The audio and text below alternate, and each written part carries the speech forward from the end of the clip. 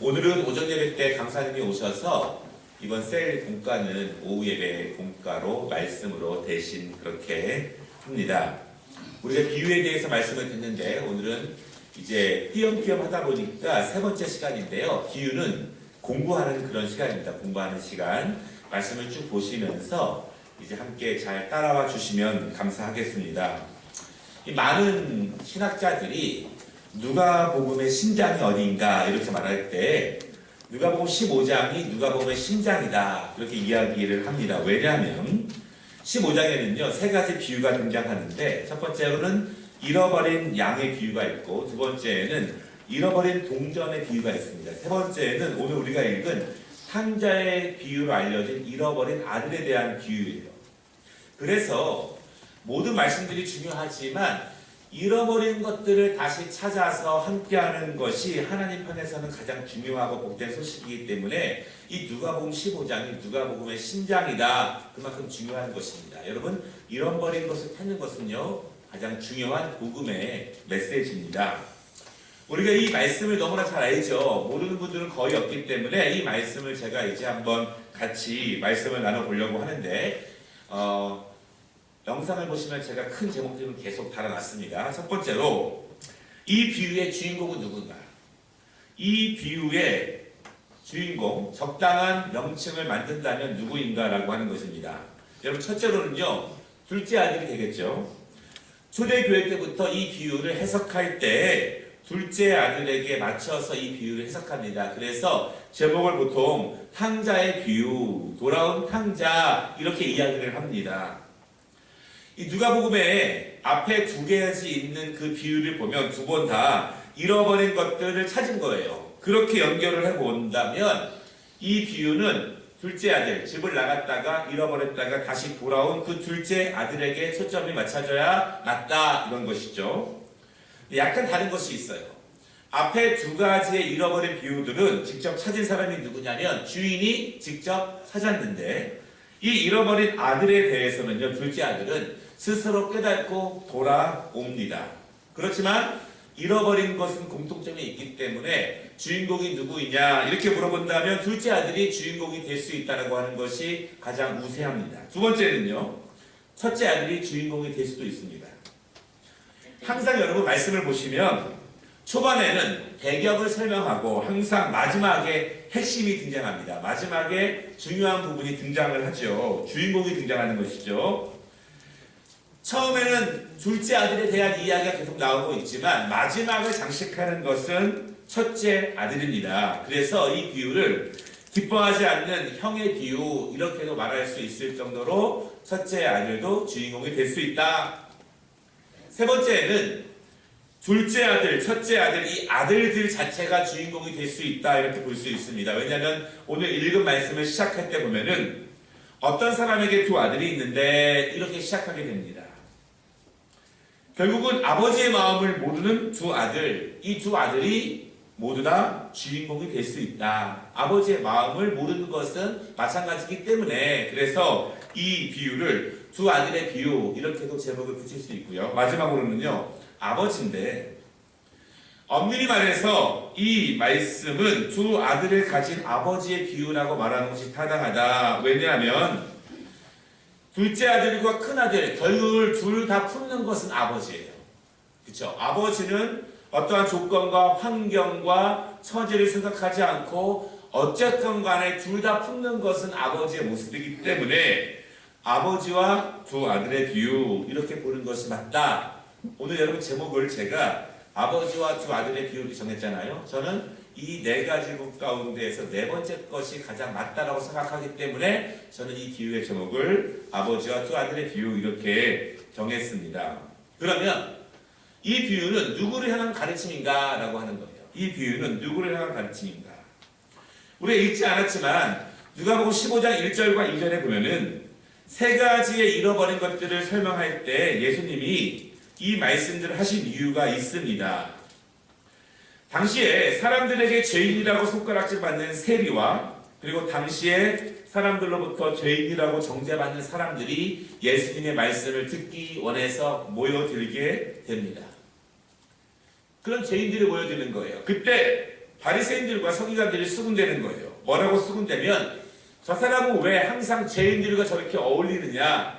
죄인들과 떨어져야 되고 죄인들과 함께하면 안 되는데 왜 저 사람은 저렇게 죄인들과 함께하느냐? 이렇게 수군거립니다. 그러면서 예수님께서 이 비유 15장에 있는 세 번의 비유를 말씀하시는 거예요. 그래서 아마도 이 사람, 이 바리새인들과 서기관들, 이 사람들에 대해서 예수님이 하시는 말씀이 아닌가 그렇게 이야기를 합니다. 여러분 당시에 바리새인들과 서기관들이 누구인가? 여러분 우리가 그분들을요 욕하면 안 돼요. 사실은 90% 이상의 굉장히 많은 사람들은 굉장히 건강하고 신앙적이고 아름다운 사람들입니다. 그런데 그들이 너무 말씀에 집중하다 보고 율법에 집중하다 보니까 그들이 율법에 기준하여서 다른 사람들, 그렇게 못 미치는 사람들을 죄인이다, 정결하지 않다, 멀리해야 한다 이렇게 정죄를 합니다. 근데 많은 사람들이요 이 비유의 1차적인 독자, 예수님이 이 말씀을 하신 이유는 아마도 첫째 아들의 비유를 들면서 첫째 아들이 바로 바리새인들과 이 서기관들이 아닐까. 그래서 뒤늦게 회개하고 돌아오는 사람들을 꺼려하고 그들을 죄인이라고 정죄하는 것이 아닐까 이렇게 하면서 보통은 이 바리새인들과 서기관이라고 말을 하지만 그럴 수도 있고 아닐 수도 있습니다.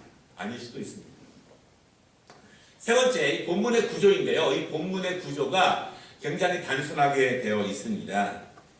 전반부와 후반부로 나눠져 있는데요. 전반부는 둘째 아들에 관한 이야기가 되어 있고 후반부는 첫째 아들에 대한 이야기입니다. 그런데 전반부도 두 분야로 후반부도 두 개로 나눠집니다. 전반부는요 둘째 아들인데 아버지의 곁을 떠난 둘째 아들이 전반부고 그 안에서도 아버지 곁으로 다시 돌아온 아들이 후반부예요. 그렇죠? 둘째 아들이 아버지 곁을 떠나는 장면이 나왔다가 두 번째는 다시 돌아오는 장면이 나옵니다. 후반부도요 두 가지가 있는데 첫째는 밭에 있다가 돌아오는 큰 아들이 있고요. 그리고 집에 돌아오길 꺼려하는 큰 아들을 마중 나가는 아버지의 모습, 이렇게 두 가지로 나눠집니다. 이 전반부와 후반부는 공통점도 있고 차이도 있습니다. 둘 다 초반에는 모두 다 아들들에게 초점이 맞춰져 있습니다. 그런데 후반부에는 모두 다 아버지에게 초점이 맞춰져 있습니다.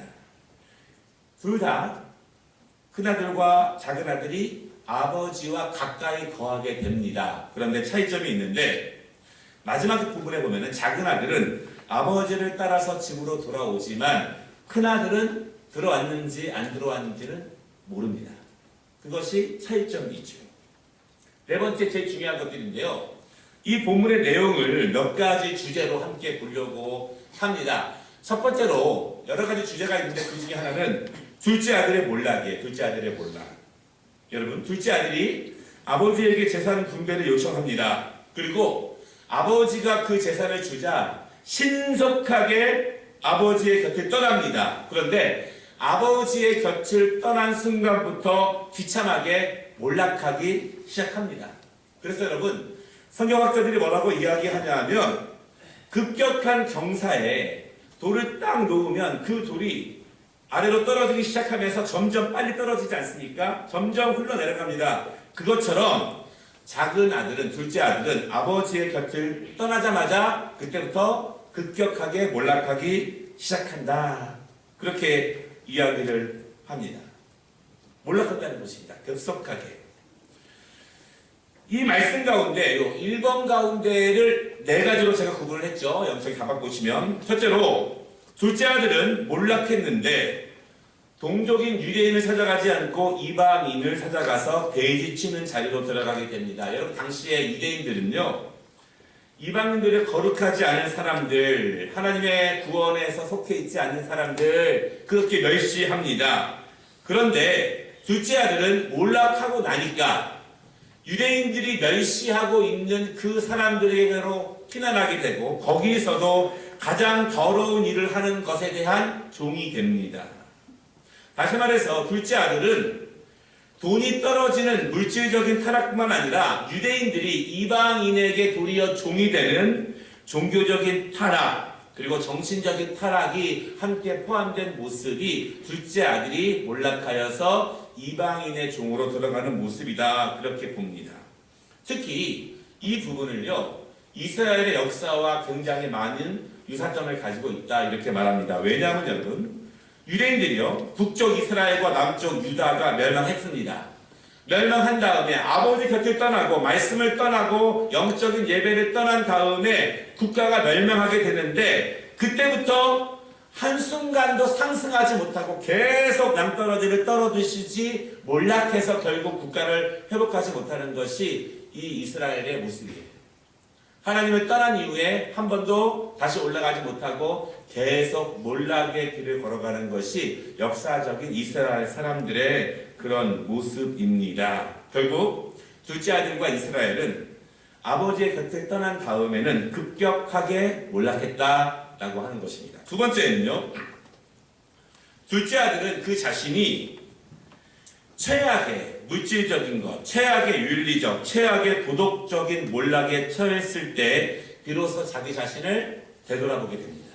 그래서 오늘 17절 말씀해 보니까 스스로 돌이켜 이렇게 말합니다. 이 말은 회개했다 이것은 아니에요. 그것은 아니지만 아버지께로 돌아가게 되는 중요한 전환점, 터닝 포인트를 맞이하게 되는데, 중요한 것은 그 몰락의 맨 끝에 더 이상 아무것도 할 수 없을 정도로 맨 밑에 처했을 때야 비로소 아버지 집을 생각하게 됩니다.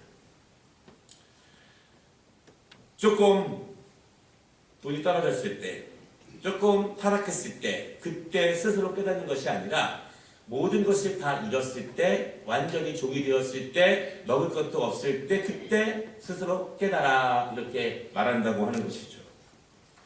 세 번째는 여러분, 당시에 유대인 문화에서 살아있는 아버지에게 재산을 분배해달라는 것은 큰 죄입니다. 이 아들은 이미 아버지 곁을 떠났고 재산을 분배해달라고 하는 것 자체가 큰 죄예요. 왜냐하면 아버지 생전에 재산을 달라고 하는 것은 아버지가 빨리 돌아가시는 것을 바란다는 의미입니다. 두 번째, 아버지가 연로하시거나 병이 들었을 때 일찍 재산을 분배할 수 있는데, 그때는 그 재산을 가지고 병든 부모를 공양하고 돌봐야 되는 의무가 있는데, 둘째 아들은 살아있는 부모에게 재산을 분배를 요청했고 그것을 가지고 떠났기 때문에 그 자체가 유대인들에게는 큰 죄다라고 하는 것입니다. 여러분, 그런데 네 번째는요, 둘째 아들이 몰락했고 죄를 범했고 아버지를 떠났지만 그래도 자포자기하지는 않았다. 마지막 순간까지 내려갔지만 그래도 그 맨 마지막 순간에 포기하지 않고 아버지를 생각했다라고 하는 것은 우리에게, 그리고 이스라엘 백성들에게 주는 하나님의 구원의 메시지가 있는 것입니다. 완전히 몰락했을 때, 완전히 낭떠러지로 떨어졌을 때, 그때 포기하지 않고 그때라도 아버지 집을 생각하고 그쪽으로 돌아왔다고 하는 것은 하나님의 구원의 은혜가 우리 가운데, 인류 가운데 어떻게 미치고 있는가에 대한 큰 은혜라고 하는 것이죠. 본문의 내용 두 번째인데요, 이 돌아오는 둘째 아들의 모습입니다. 다음 자막 보여주게. 돌아오는 둘째 아들. 그 아들이 돌아옵니다. 돌아오는 아들을 보고 아버지는 달려옵니다. 신속하게 달려온다는 것이죠. 아들은 아버지를 떠날 때 신속하게 떠났지만 다시 돌아올 때 아버지는 그 아들을 보고 신속하게 달려옵니다. 제가 이렇게 앞말을 좀 더 해야 될 것 같은 생각이 조금 들긴 드는데, 예. 아들은 용서를 구합니다.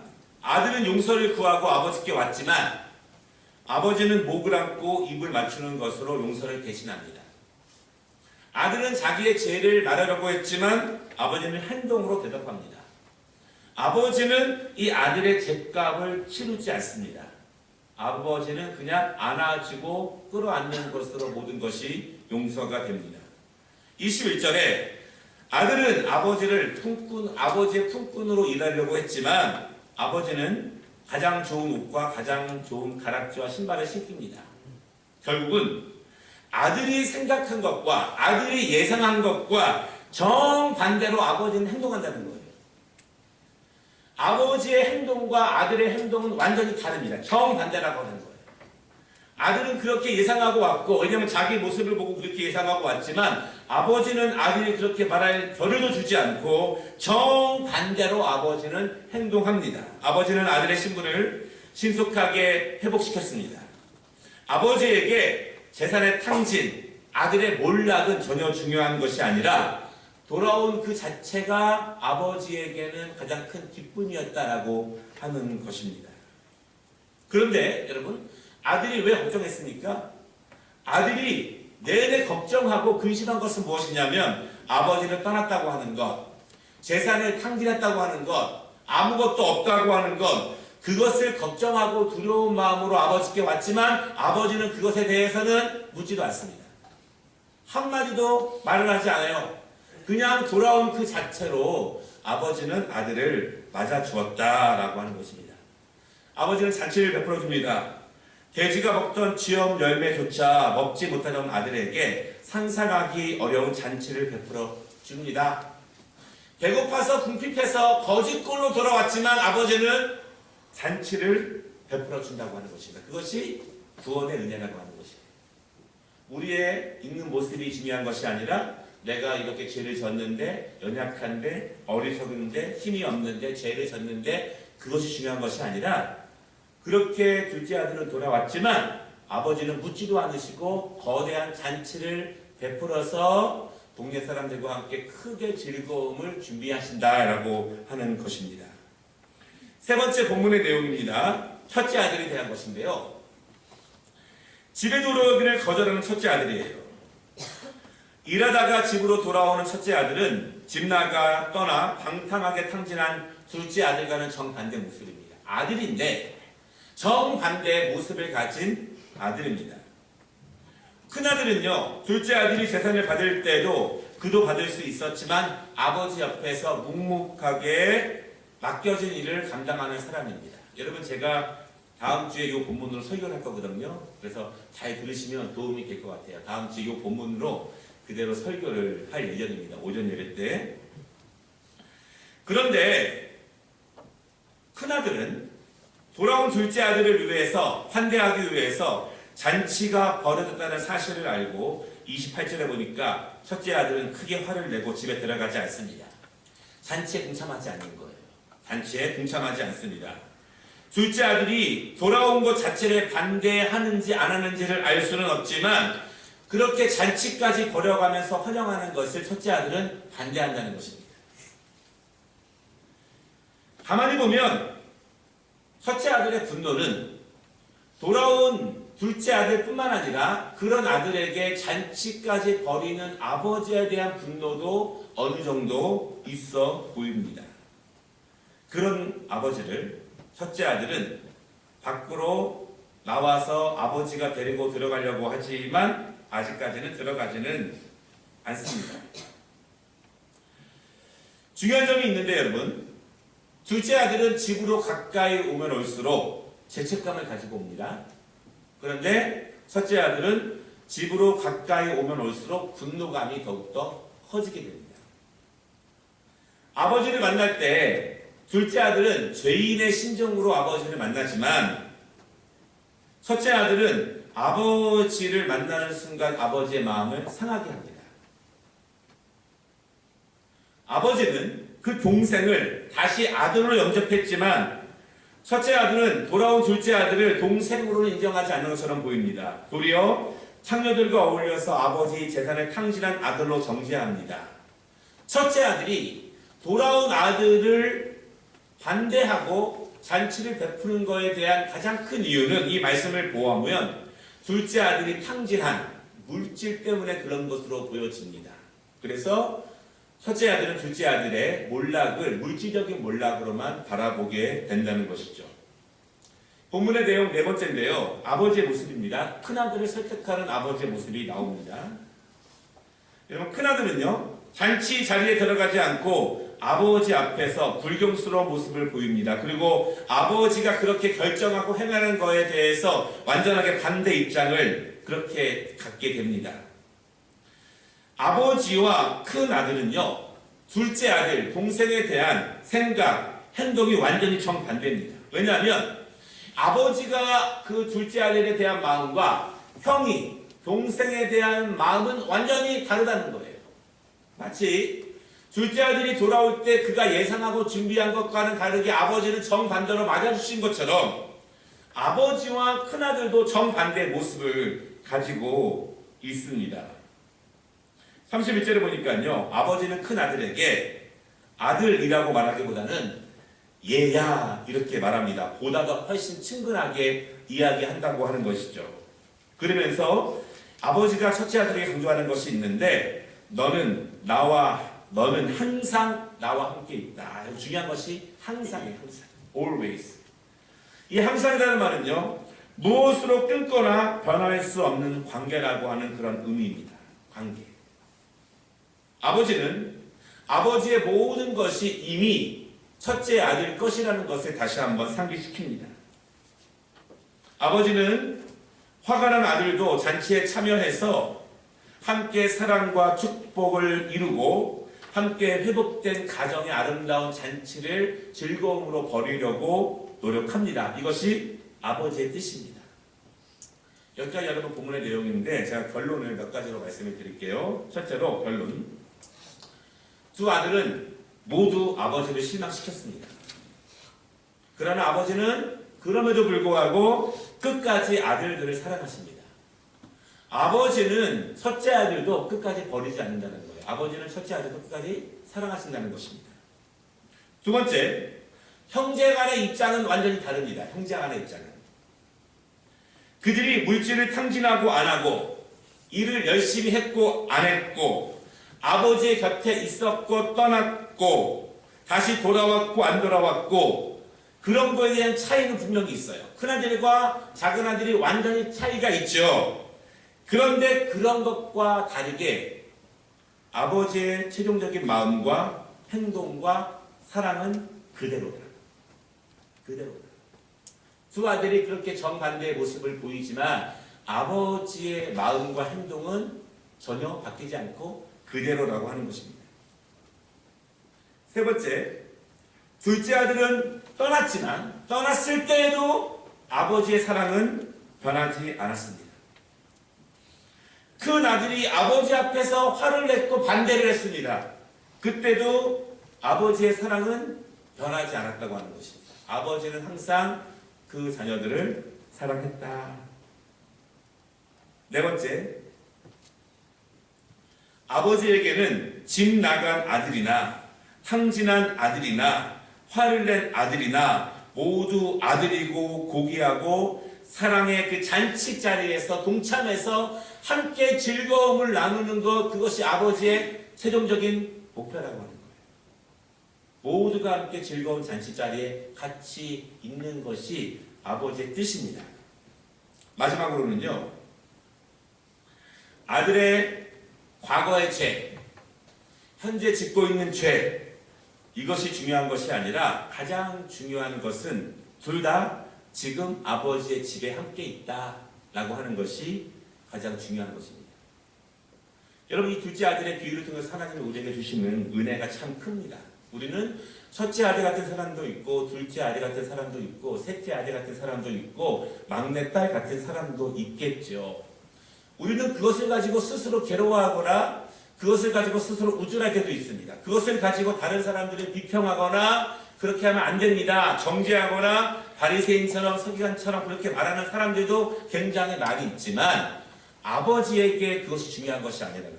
아버지는 그 아들도 내 아들이고 저 아들도 내 아들이고 지금 내 집에서 풍성한 잔치를 벌이면서 함께 즐거워하는 것이 아버지의 처음의 마음이고 끝의 마음이라고 하는 것을 우리가 생각해 본다면 이 하나님의 사랑이 얼마나 큰가, 얼마나 은혜가 가득한가, 그것을 다시 한번 생각해 봅니다. 바라기는 여러분, 우리 믿음의 공동체도 그렇고요, 또 우리 가정도 그렇고 우리가 항상 모여있는 교회도 그렇습니다. 여러 가지 아들들이 섞여 있습니다. 그럼에도 불구하고 우리 아버지의 사랑을 우리가 점점 본받아 가면서 모든 연약하고 아프고 힘들고 괴로운 사람들이 이 집에서 함께 즐거워할 수 있다면 하나님의 마음을 가장 기쁘게 해드리는 그 모습이 아닐까 생각됩니다. 이 은혜가 함께 하시기를 주님의 이름으로 축원합니다.